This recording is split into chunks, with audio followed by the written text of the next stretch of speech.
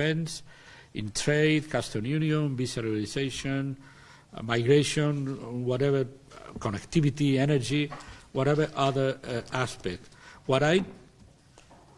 And this part of the relation is transactional, is based on interest and trust and the extent of the possible mutual interest. My question or my issue is never use the rules on partnership to apply to membership. Meaning, this idea that you have been inoculated for weeks or for months, our military power is opening the gates of the membership of the European Union is not true, is not going to happen. And I use an example. Montenegro is a very tiny country, no big army, no drones, no geopolitical importance, and Montenegro is going to be a member of the European Union well before Turkey, because they understood very well that to be member of the European Union is about democracy and it's about to comply with the accession process and has nothing to do with geopolitical, military, or other aspects that have been, let's say, publicly stated in Turkey as part of the process. I listened some statement from the United States ambassador saying, being so important from the security point of view, I don't know why the guys of the European Union are not having Turkey on board. Well, United States is becoming a defective democracy, and probably the ambassador is not very familiar on what the European Union is, but it's good to repeat to the public opinion in Turkey and maybe to the American ambassador, the European Union is still a club of democracies, and we want to keep this as it is, and for that reason this rationale of military as a leverage to have a seat in the European institution is not going to happen. And it's good to illustrate the American ambassador on this different rationale. They are using another, but it's good that the ambassador to Turkey, it's better that he knows very well what the European Union is. I'm ready to engage. İmamoğlu and political situation is a human rights violation, not a political one. So it looks like institutionally EU is indifferent to what's going on in Turkey, and I know that you look at the situation. Important to distinguish when you say EU. I understand it's not easy to catch how this functions. EU is a very complex system of institutions, and the institution has different roles and different agendas and different meanings. For the European Parliament, it's a clear, blatant violation of the political and civil rights of a very important person, and is formatting the political process in a way that is not the way we expect from any kind of democracy. But it's true, the reaction of the Commission and the Council was very weak, shamefully weak. Explain to you, accession process from the other part of the relation. And when asked for the accession process, she mentioned the situation of human rights and rule of law. If you want to be a member, it's about Silivri. As I said, the path for Europe starts in Silivri. And they know for sure. They know that the European path is not starting in Bayraktar company. It's starting in Silivri, and then you have to choose what are your credentials to resuscitate the accession process, because it's completely on the Turkish side to do the things they know for sure what to do to resuscitate the accession process. And to me, Imamoğlu's case is another step in the fully authoritarian drift of the regime. Fully authoritarian drift of the regime. As I always said, you are adults, you knew a different country. You experienced yourself in your lives a more open, democratic, and inclusive country. This is not a thing about the sultans, about the centuries ago. You yourself, you had another freer life, an open life in your personal experience. But in some way, somebody decided that the country has to enter in a different period. And what we do from the European Parliament as a rapporteur is simply to depict what happened in Turkey. The case of Imamoglu is a political case. As I said, Imamoglu is in jail because he defeated Yildirim and Kurum. And then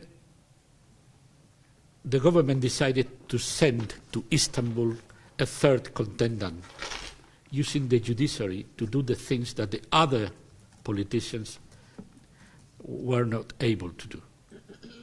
And the chief prosecutor of Istanbul is conducting a fully political agenda in every move he did from the first day he was in this position. And Imamoglu is a victim of a political move to get rid of the opposition. It happened with them for many years. Now it's happening with CHP. Erdogan needs them for the constitutional reform and to be a candidate, and is pampering them. And now the prey is the CHP, meaning Imamoglu as a candidate, the Congress, the mayors, and whatever move you can imagine is going to be used, because the only objective of the regime is having President Erdogan as a candidate in the coming elections. Thank you very much. Çok teşekkürler bizi burada konuk ettiğiniz için ve oldukça açık ve çarpıcı ifadeler kullandığınızı görüyoruz. Türkiye'deki gelişmeleri de çok yakından takip ettiğinizi açık bir şekilde anlıyoruz. Avrupa Birliği'nin bir yetkilisi olarak Türkiye'deki siyasi gelişmeleri bu kadar yakından görmeniz ve aynı zamanda bunu da içselleştirdiğinizi de görüyorum. Bunu çok kayda değer bulduğumu ifade etmeliyim. Diğer taraftan Avrupa Birliği'nin diğer yetkililerinin Türkiye'deki siyasi gelişmeleri veya bahsettiğiniz otoriterleşme sürecinin sizin gibi değerlendirdiği noktasında tam emin değilim. Türkiye'deki otoriterleşme ve güçlü Erdoğan liderliği profili Avrupa Birliği için veya Avrupa'daki liderler için çeşitli sebeplerden dolayı daha avantajlı olabilir mi? Bu aynı zamanda Amerika için de geçerli, Sayın Trump için de geçerli. Türkiye'deki demokratik gerileme tırnak içinde sizce Avrupa Birliği'ni gerçekten endişelendiriyor mu? Yoksa orada güçlü bir Erdoğan liderliği belki de daha mı avantajlı görülüyor? Bunu değerlendirmenizi rica ediyorum. No, I think the authoritarian drift of the country has consequences. Here, the authoritarian drift of your country is having consequences not only in the Parliament, in the Council, and the Commission. The accession process is frozen because we notice there is a complete disregard to democratic standards. You can say nothing happened. No. The accession process is frozen because there are no progress in democratic standards. Now, that means we are not having relation with Turkey? Of course not. We are having a relation with many authoritarian countries in the world. We have a relation with China, we have a relation with Azerbaijan, not particularly like Sweden. We have a relation with Egypt, meaning we have to have relation with our neighbors and partners. But regarding democracy, everybody has the same opinion stated in the Commission report and in my report. In any way, the accession process is going to put again, or to put back on tracks if there is no progress in democratic standard. And for that reason, we have to distinguish to have normal relation with a neighbor country and to condone or to admit or to understand what is happening in the country, but we don't vote in your elections. The Europeans have not a say. The direction of the country is in your hands as Turkish citizens and voters, and then it's up to you to decide what type of model of society do you want. Do you want the Russian model of society that you are very close to be, or do you want to be a kind of more European model of society? But we can substitute the political will of the Turkish citizen. We are not voting, and we have not a title or a position to patronize a country. We open our door. We offer Turkey the best thing we have. We didn't offer custom unions and enhanced agreement. We offered the jewel of the crown. We offered Turkey to be member. Now it's up to Turkey to comply with the condition to be members. And it's up to the Turkish citizen in which direction the country is moving forward. Syrian right has an Islamophobic stance, and this is clear.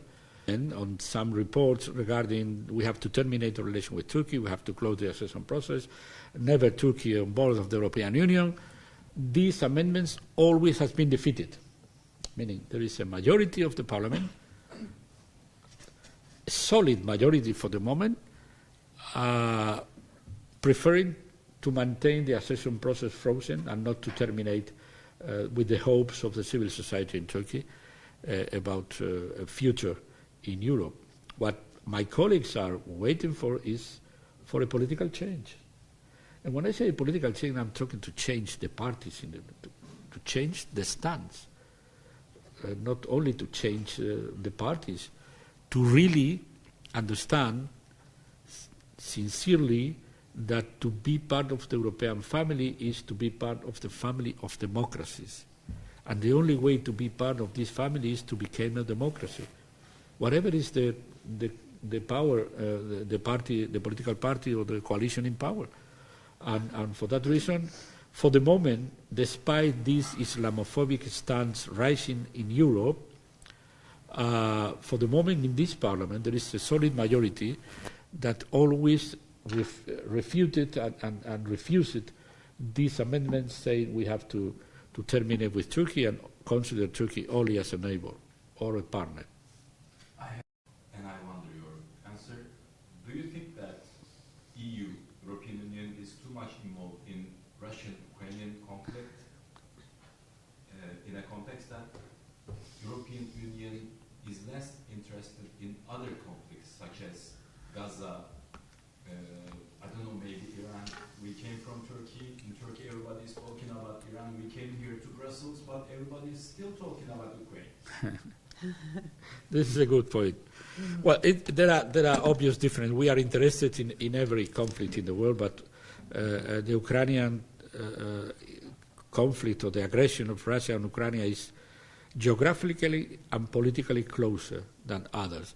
And of course, we have a say and we have a different position. We are investing a lot of efforts and money on helping Ukraine to defend itself. And for that reason, it's normal that for us this is a crisis closer to our interests and values. And now Ukraine is a candidate country, meaning inevitably the Ukrainian conflict is more higher in our agenda.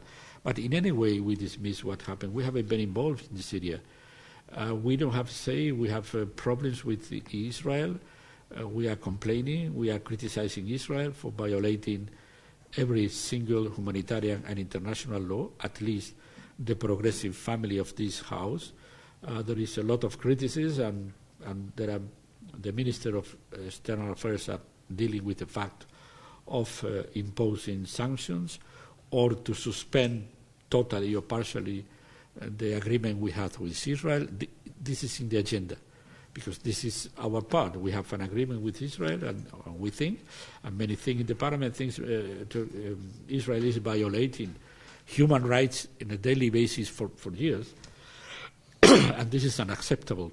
And for that reason, there are many parties and stakeholders requesting the other institutions to examine the violation of human rights and as a consequence of the violation, to examine our political agreement with Israel, including there is a lot of petitions to suspend the whole agreement, or at least to suspend the trade part of the agreement.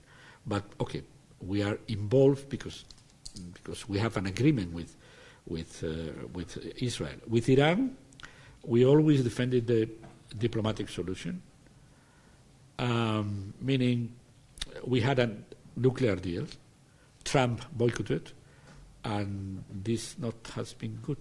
Now it's clear that it's better to have some diplomatic channels to try to contain the nuclear appetite of Iran, but not having this framework has been the only thing we have to worsen the scenario, because I don't know if intentionally or not the Israel military operations are boycotting the possibility of a new diplomatic agreement. Intentionally or not. I don't know.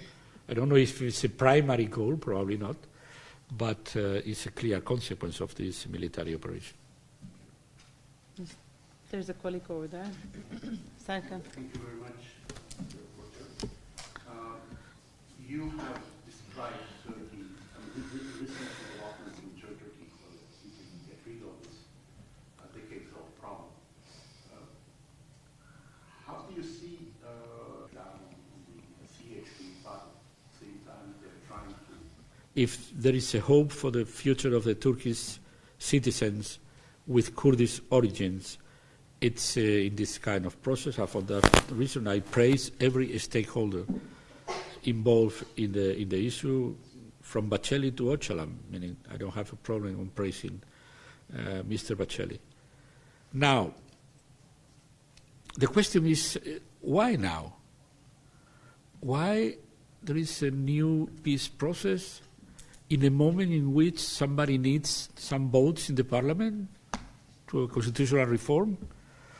Or it's nothing to do with the constitutional reform? This is a thing that I don't have an answer, but it's a reasonable question. Why now? Why exactly when the government needs some votes in the parliament? Anyway, even if this is the reason, I think it's good news. And I think the key question is, do the Kurdish movements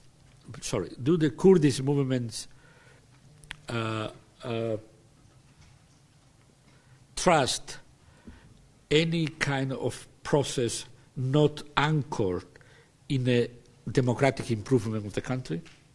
Meaning, you really think somebody's been able to create a bubble of democracy only for some citizen and not for the others? And for that reason, I think when Öcalan went out with this first statement, the thing I noticed is the way in which Öcalan put forward the idea is not rights to my people, rights to the Kurdish. No. He said rights to the Turkish people. Only in an improved democracy environment, the rights of my people, the Kurdish people, are really reassured. And that links the process with the general democratization of the country. Also because if there is no terrorism, many of the alibis of the regime to maintain the laws that were designed for the pro-coup, for the post-coup period, they have not political reasons. Everybody in the world is asking Turkey, you have to change your anti-terror laws. And Turkey says, I have terrorism. I'm from Spain, I know what I'm talking about. But now if there is no terrorism, except the terrorists you can control, that it could happen in Istanbul, in Istiklal, or it would happen in Madrid, in London, and in Berlin, you have the same problems that we have, but we don't have this legal framework on terrorism. Man, if there is progress in the peace process, the first thing to do is to change the anti-terror laws. And the second thing, and I'm very consistent on that, when I say this is good news, and we have to encourage, we have to follow, we have to try to help if needed. It's a process under the umbrella of the Turkish constitution and in Turkey. And then my message to the Kurdish movement, this is not the time for your big historical agenda on the big Kurdistan or Rojava. This is about the rights of the Turkish citizen with Kurdish origins. This is not about dreams of nations in different current nations and that kind of things. This is an opportunity for many people in Turkey to improve the rights, the cultural rights, the identity rights, the democratic rights, the right to choose a mayor and not to have a different mayor coming from the governor or whatever. And this is an opportunity the Kurdish movement has to grab, has to take. And I think there is hope, even if the reasons are not clear, even if the reason could be different than the sincere wish to solve the issue. This is an opportunity that has to be taken. But the opportunity is linked from the very beginning of the process with the general improvement of the democracy in your country. Because, I repeat, nobody's been able to create a bubble of democracy only in a part of the geography or in a part of the society. If there is an improvement in the identity, cultural rights of the Kurdish people, it's going, I hope it's going to be for every Turkish citizen and not only for a part of the society. Daha önceki konuşmamızda da. Şimdi o noktada Türkiye'nin askeri gücünün Avrupa Birliği üyeliği için It has nothing to do with the accession process. Zero. And for that reason I say Montenegro is not a particularly important country from the security point of view, and it's going to be a member. Then the idea is, please dismiss this idea that has been propagated from the palace that the military power is the leverage. It's not happening. We want to have some relations with Turkey on security. First, sometimes when I listened some of your colleagues writing pieces, opinion pieces, it seems that Turkey is applying for being a member of NATO. You are part of the Western security. You are a member of NATO, because sometimes when I read the papers, I say, guys, these guys say we want to be part of the Western architecture. You are a member of NATO. You are already part of this architecture. Now, European Union. In a more reduced way, we have programs, we have policies, and we have ideas about our security parallel to the NATO. It's Turkey invited or welcome? Yes, but what are you doing with the S-400? What Turkey is doing with the Russian missiles? Because if you want to be part of our security, it's normal that the European countries can say, you have some military means linked to Russia, incompatible with our systems, and you have to decide what to do with the S-400. Second problem, our foreign policy alignment is the lowest in history, 5%. Meaning, when I started to work in your dossier in the Parliament, it was 15. Now it's 5.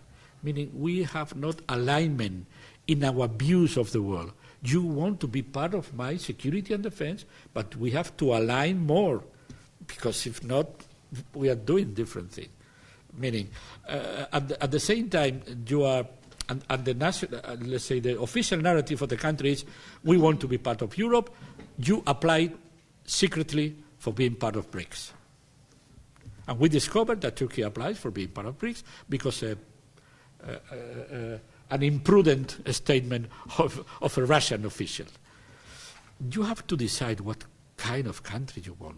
You have to decide if you want to be closer to the Western democracies with the values, of course, maintaining your identity, because this is the other thing. No, everybody's losing their identity. When you join the European Union, you lose your identity. Did you notice that in Spain there are no more flamenco because we are members of the European Union for the last 40 years? Are not the French eating croissant for the breakfast? It's this crazy thing of the nationalists that every country is losing. We are united in our diversity, and every country has their identity better protected in the European Union than outside the European Union. But you have to decide. The only thing I can say is forget about the idea that our military power, our security importance, to be a partner in security is a leverage for the accession process. No, the only leverage for the accession process is, you know, it's very tiring to repeat, it's Kabbalah, it's the Mirtas, it's democracy, it's the trustees, it's everything that the government knows has to do if they want really to resuscitate the perspective of a future membership of the country as part of the European Union. On the other side, let's deal, let's talk, as we talk with others, meaning we talk with many countries in this authoritarian drift.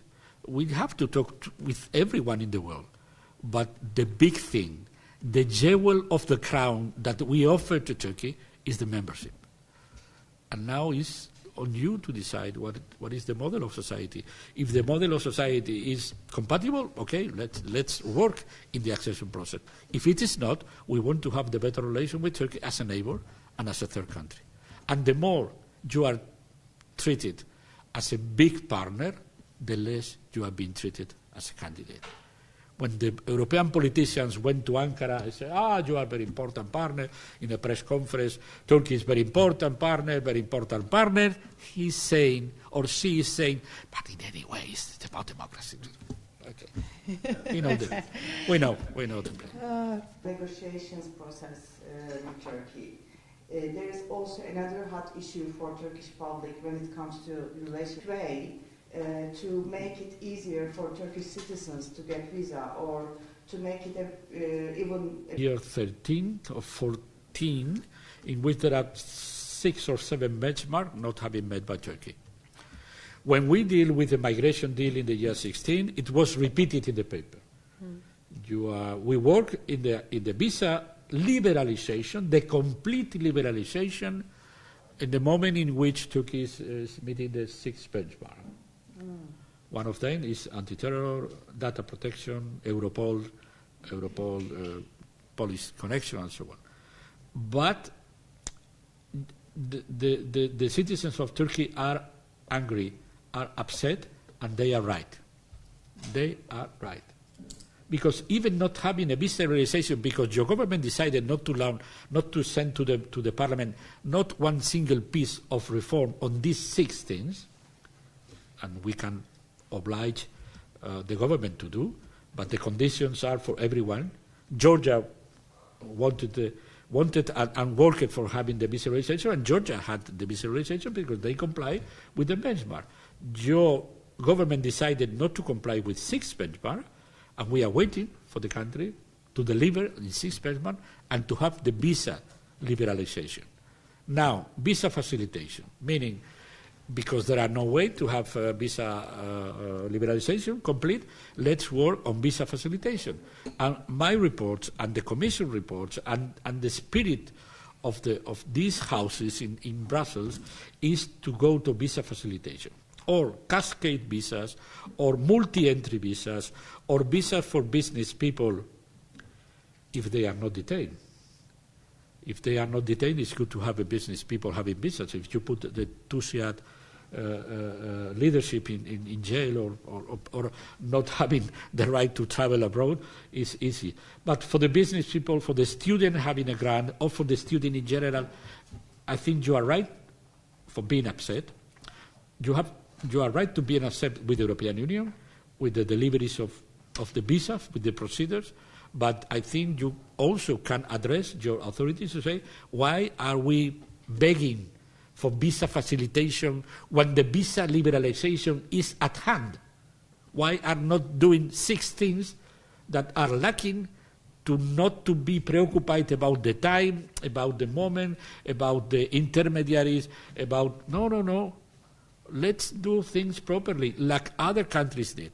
Georgia, they did it. They have a visa liberalization. No process, no delays, no problems, no spending money, no intermediaries, not the risk for rigging procedures. But we we can criticize ourselves because we are delivering the temporary visas not in a speedy way, and you are right, and we criticize the government because this is not an European Union competence. This is every government, every country who facilitates the visa, but at the same time, why are we staying in this level of visa facilitation when there are many countries having visa complete liberalization? But this is a thing that I only put forward to be answered by the authorities. Okay. Thank you. Okay.